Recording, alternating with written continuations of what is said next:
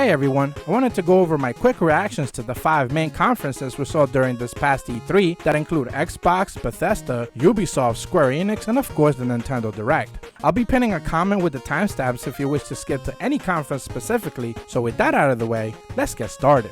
My biggest takeaway from the Xbox event is that Game Pass is now a standard of services and it's basically a must if you own an Xbox. They did a bang-up job explaining why it's essential to own, but more importantly, they keep adding value to it in the form of new games and devices that it can be used on. I think that both Minecraft Dungeons and the new Ori game look fantastic, and they're right in my wheelhouse of games that I can't wait to play. Phantasy Star Online 2 showing up in this conference was pretty much a hype moment for me. Not just because it came out of left field, but because afterwards in an interview with Giant Bomb, Phil Spencer alluded that the game is coming to other consoles later on. It's not an Xbox exclusive deal. Since this game is already on Switch and PS4 and even Vita in Japan, these news are welcomed by many with open arms. Another positive was Tales of Arise, finally making an appearance. We knew that a Tales game was in production for quite a while and it clearly shows. It's visually striking. Sadly, it's not coming to Switch.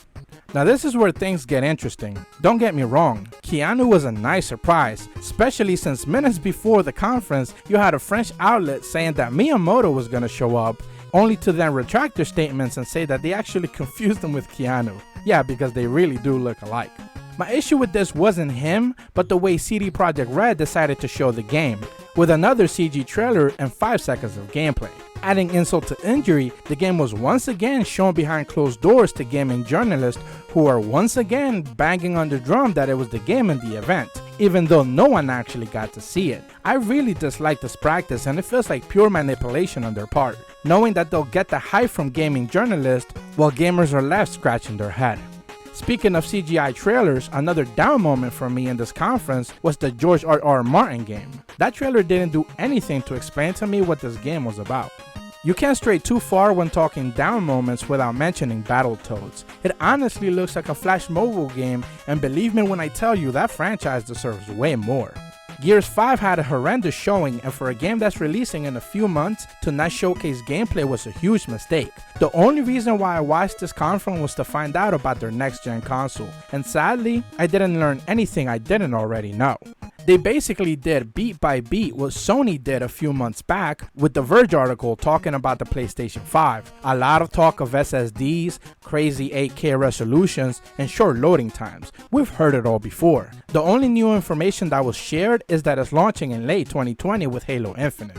Overall, the Xbox event had a lot of dull moments with boring announcements and very few highlights for me. But their biggest mistake was not honing in their messaging specifically for next gen and getting a lead on it, since next year Sony will be back at E3 and they'll have to compete head on with the attention for both companies as they try to sell you a console.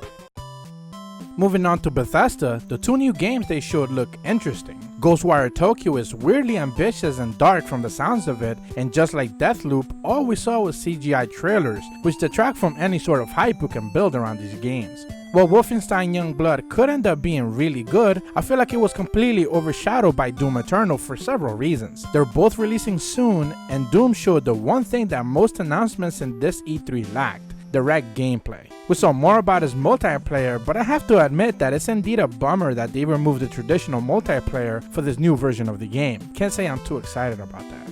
The beginning of this press conference was odd. We got that weird Fallout 76 half-ass apology from Todd Howard that sounded so shallow and voided of any responsibility that they actually shipped an unfinished product. But I will credit them for this much, them talking about the game and actually showing that they're putting some work into it, attempting to fix it. Honestly, it's the least they could do. I know that a lot of people love Elder Scrolls Online, but that trailer ran for what felt like an eternity, and coupled with the constant cutaways of random people talking, making vague statements about gaming, it completely ruined any sort of pacing this conference could have had. Right out of the gate, Ubisoft opened up strong with Watch Dogs 3 Legion, and it looks amazing.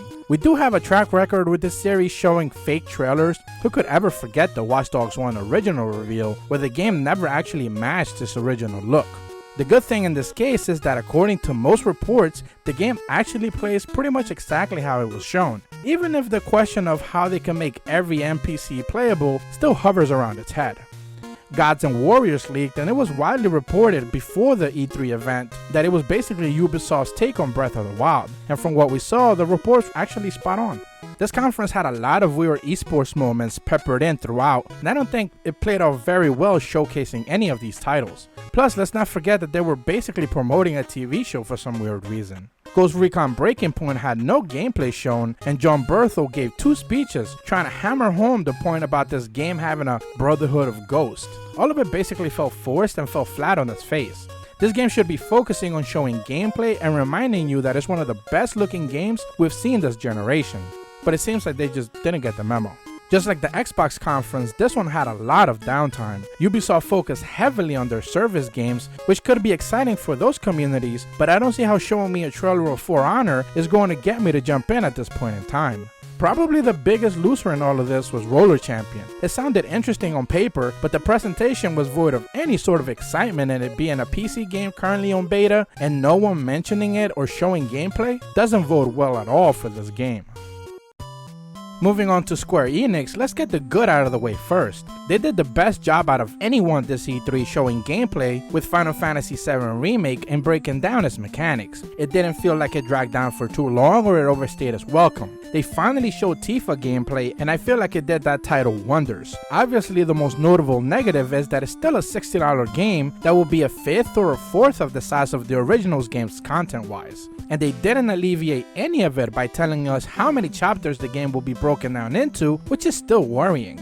Square had a lot of Switch support on display in the form of old ports with The Last Remnant getting shadow dropped, both Saga games coming later this year, Oninaki looking like it's going to be the best Tokyo RPG Factory game they've pumped out, and of course Final Fantasy VIII Remastered finally getting announced, something that people have been asking for what feels like a decade. That leads us to the bad, which is pretty much everything else in this conference. It had a lot of similarities with Ubisoft, where they started out really strong and then basically petered out. A lot of middling announcements, but they had that one thing that could have saved it. Everyone was waiting for it. They even teased it themselves. The Marvel game. Everyone wanted to see, never actually materialized. It actually turned out to be just more CGI with corporate speak about how there's no loot boxes and there's gonna be free DLC.